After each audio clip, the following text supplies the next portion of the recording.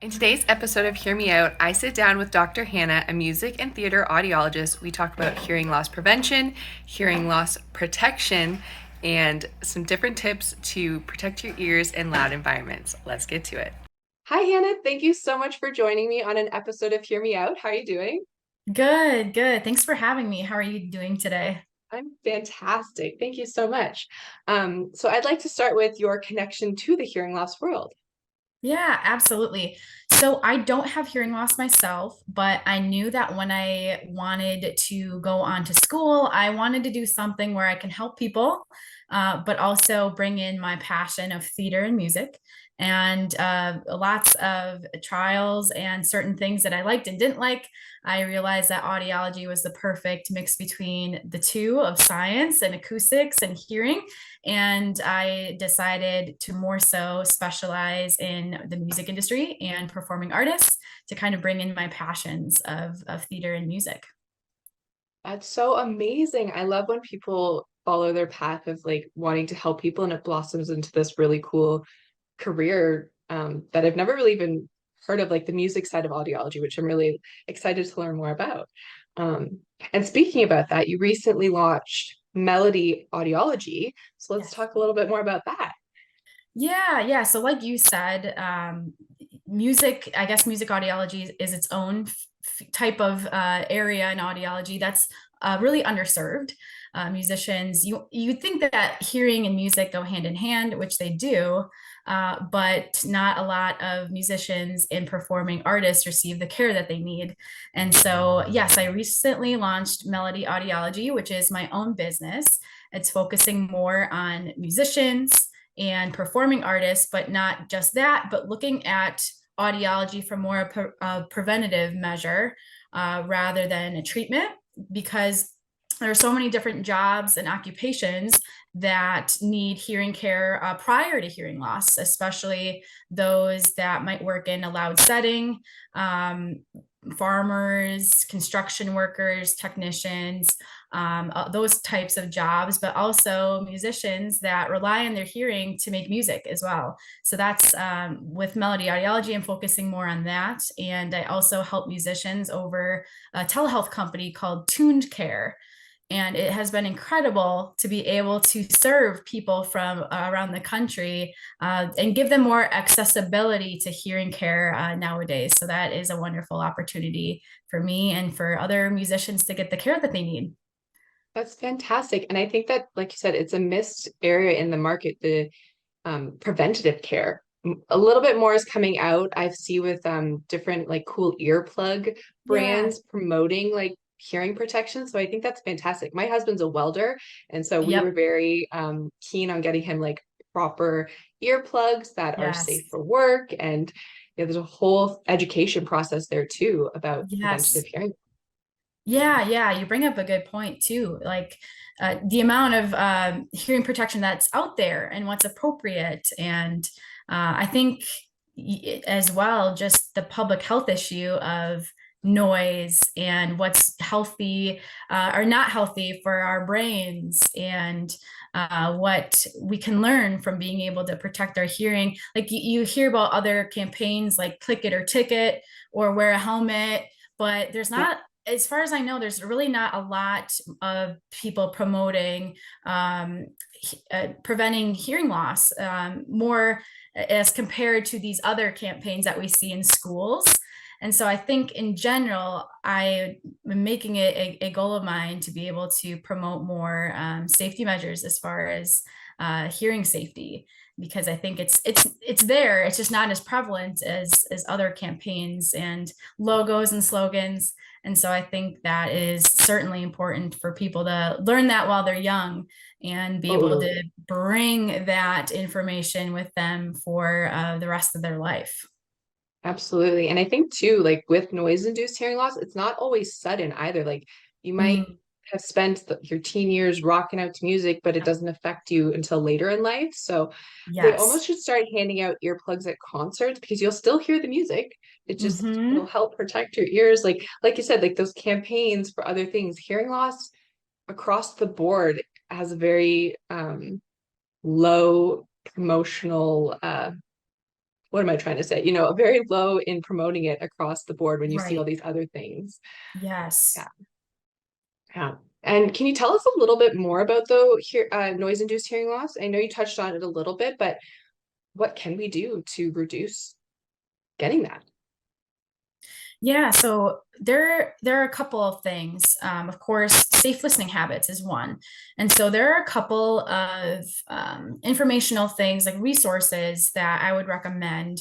One is called the NIOSH app. The NIOSH app stands for National Institute of Occupational Safety and Health, and they've come out with guidelines that depend on time and volume. So depending on the duration of how long you're in that situation for, and how loud it is, that kind of gives you a safety scale of how long you can be in that situation before there's going to be hearing damage. And so Okay. they came out with an app. Right now, it's available for iPhone, but you can download that for free, and that'll give you an idea of how loud it is around you. But also just use of hearing protection, whether that's foam plugs or reusable plugs or custom plugs, or earmuffs even. I think just use of those and getting used to being able to use those plugs or earmuffs in any type of loud situation, just getting in the habit of doing that. Like, I don't like to do any type of loud activity unless I know I have my hearing protection with me. Or I guess it's not even just trying to avoid those things, but how can we still enjoy loud activities or music, but still protecting our hearing for the long run? Yeah, that's such a good point. Like, that's such an important point for people to understand too. And I think it all goes hand in hand. The more we can educate about hearing loss in general, causes it, how to prevent it, they'll all kind of come full circle for those people who maybe are struggling to accept that they do need to wear hearing protection, and Mhm. they might have hearing loss down the line because of Right. enjoying those things too much without precaution. Yeah, So, yeah. And that's just it. Some people might not think, like you mentioned earlier, it's cumulative. So they might not think about it now, but even if they expose themselves now, their hearing can look different in a matter of years or even sometimes right away. So suddenly. right. So it is important for people to understand the consequences of that type of not wearing hearing protection or enjoying activities without understanding the consequences of loud sound. Totally. And I always think back to going to concerts and leaving and my ears ringing the next day. Like, some people Mhm. that can become permanent, that's tonight, like it could become tinnitus or things like that. And I don't think people realize that. Again, it's all about awareness and educating people. So that's really Yeah, fantastic that you're doing the music industry, because I think more of that needs to be shared. So thank you. absolutely. Yes, yeah. And I like to think that the ringing in the ears are your ears screaming at you, saying, hey, you hurt me a little bit. So, yeah, definitely a sign. Yeah. And are there some like other day-to-day activities that you might not think of that could contribute to noise-induced hearing loss? Yeah, that's a great question because there are some activities that you wouldn't even think, but could Right. definitely apply to wearing hearing protection.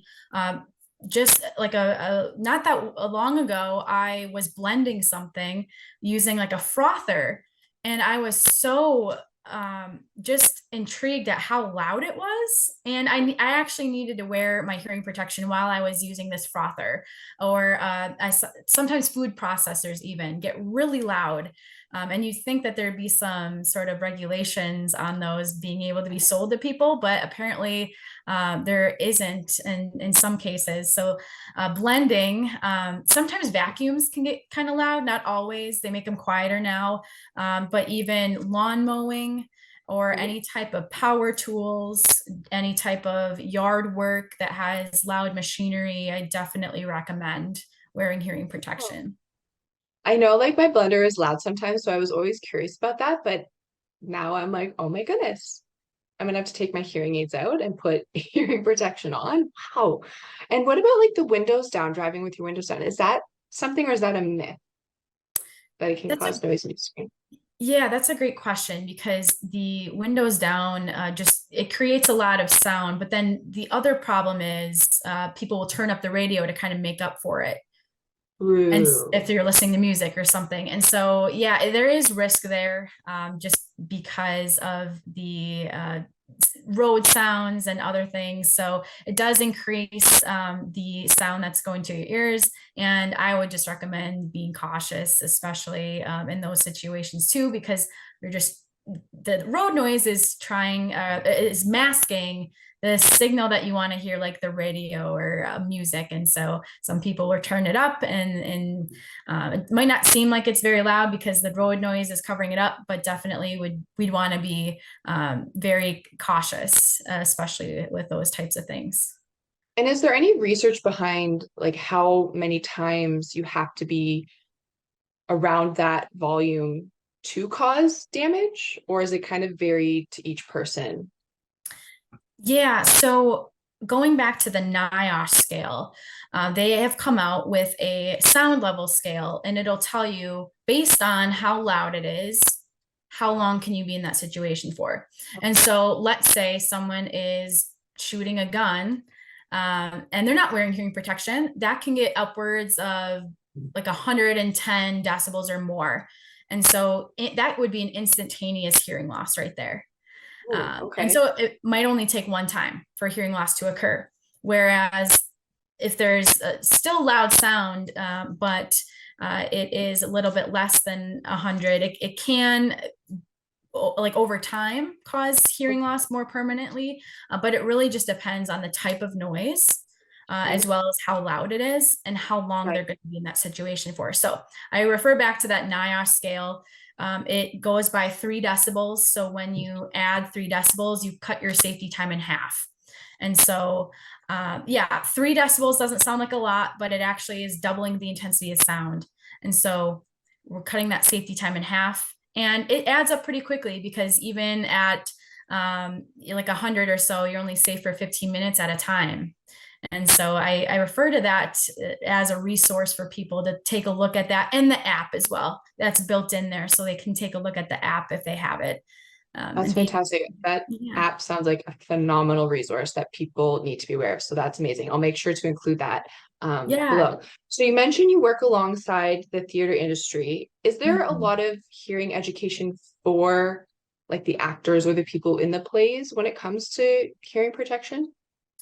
That's a great question because I wouldn't think there is, and maybe some programs or some people do. And I like to promote safe listening, and especially if there's going to be any like musicians playing as in the theater. But I don't think there's a lot of education that goes into preserving hearing, and that goes for a lot of different areas in performing arts.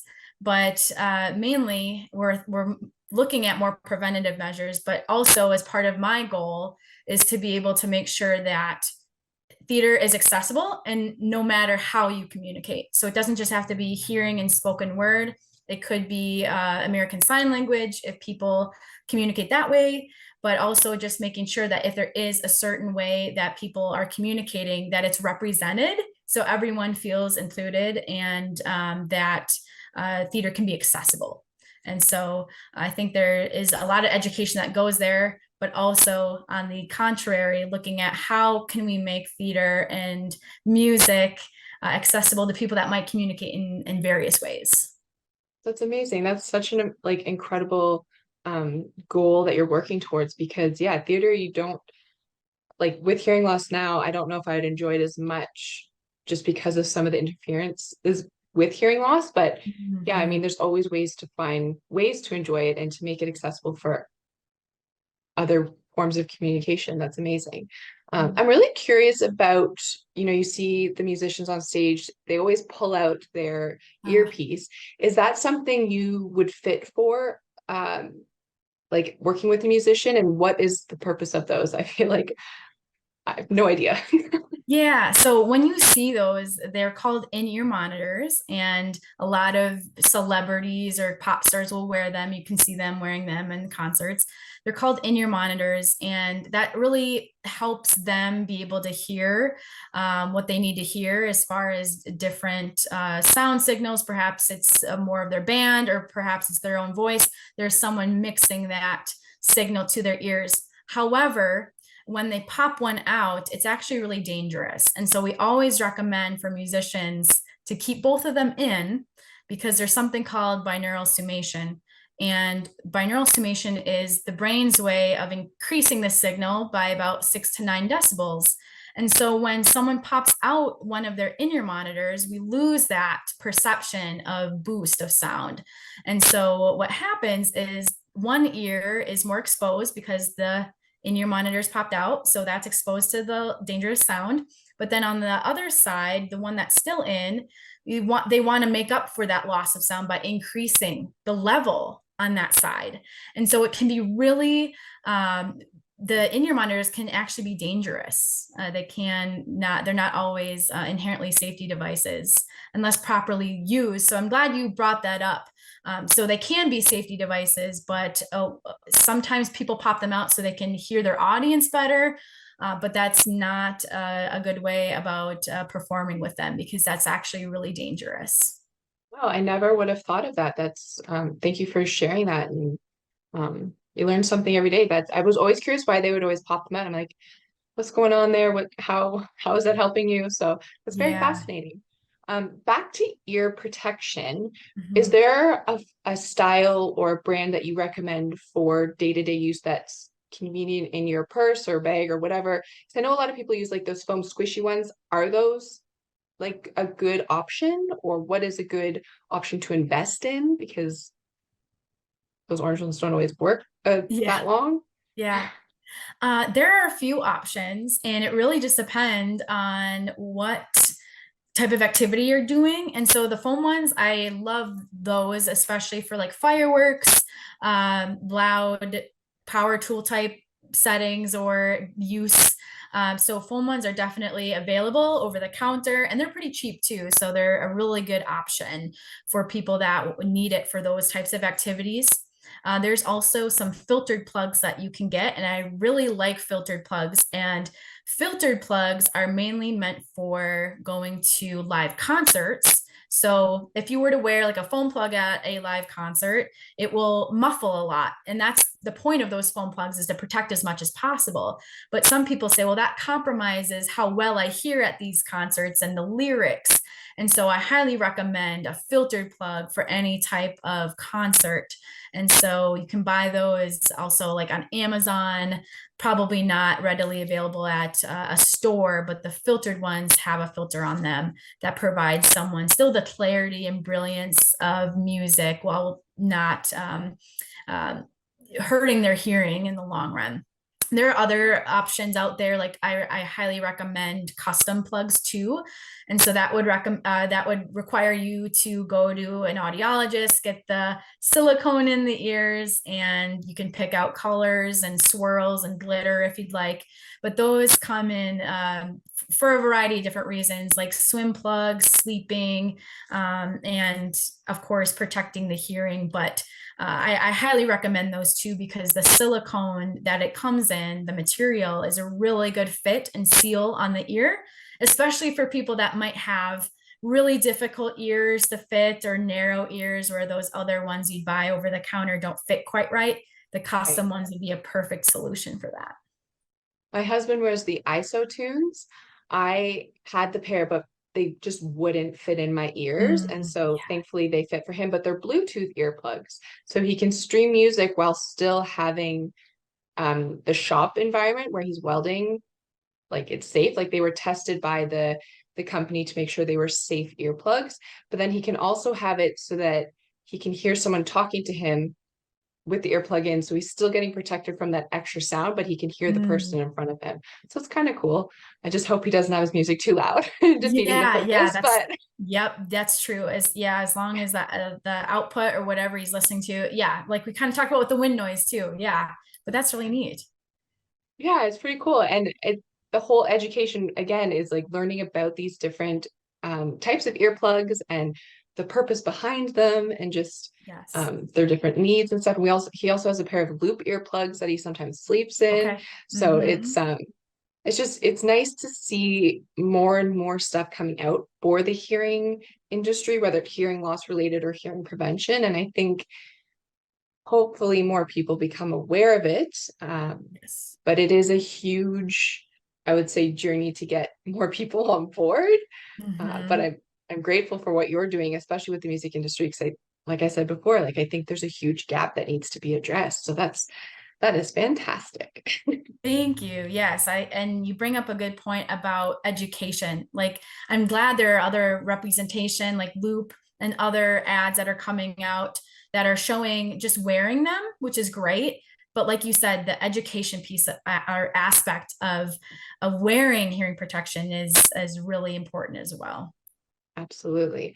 And before we go, I'd love to know if you have any tips for people who want to explore this specific part of the audiology industry and focusing more on music. Was it a niche you picked later in the program, or did you have to pick that at the beginning? Like, what was that process like? Yeah, it's been a journey. And so there are quite a few music audiologists, but not as much as you'd think. And so that going into audiology, I thought it was a little bit more prevalent, but there are a handful of us in around the country that do music. And I had to make those connections early on in grad school. And I knew right away I wanted to do audiology for music. And it was just a matter of kind of trailblazing my path to figure out what does that look like on a daily basis, or what opportunities exist for this type of audiology work. And I'm really blessed to have met the people that have brought me to where I am today. And I'm really, really grateful for them and their leadership and mentorship. And so, yeah, if I encourage anyone who in any type of field, if it doesn't exist or you don't know it exists, go out and seek it, because it's definitely been well worth it for me. And I'm learning a lot every day. And just working with the people that I get to call colleagues is just incredible. That's awesome. That's so fun. And that's a wonderful piece of advice. And um, yeah, that's just beautiful. I love it. And have Yeah. you, again, before we go, how can people follow you or find you and learn more about audiology? Yes. So I am on Instagram. You could follow me at dr.hannah.theater.audiologist. Dr. Hannah Theater Audiologist is one, or you can follow my business page on Instagram or Facebook, and it's at Melody Audiology. Wonderful. I'll be sure to include all of that below. And this has been such a wonderful conversation, and I hope more people will come to this and find you and learn more about hearing loss prevention. Yes. So before you even know you have hearing loss, learn how to prevent it, because that is very, very important. Yes, thank you so much. And thanks for having me on. And I think what you're doing is absolutely incredible, bringing awareness about the different types of just hearing care in the world. And so I commend you for everything that you're doing. Thank you so I much. appreciate that. Yeah, thank you.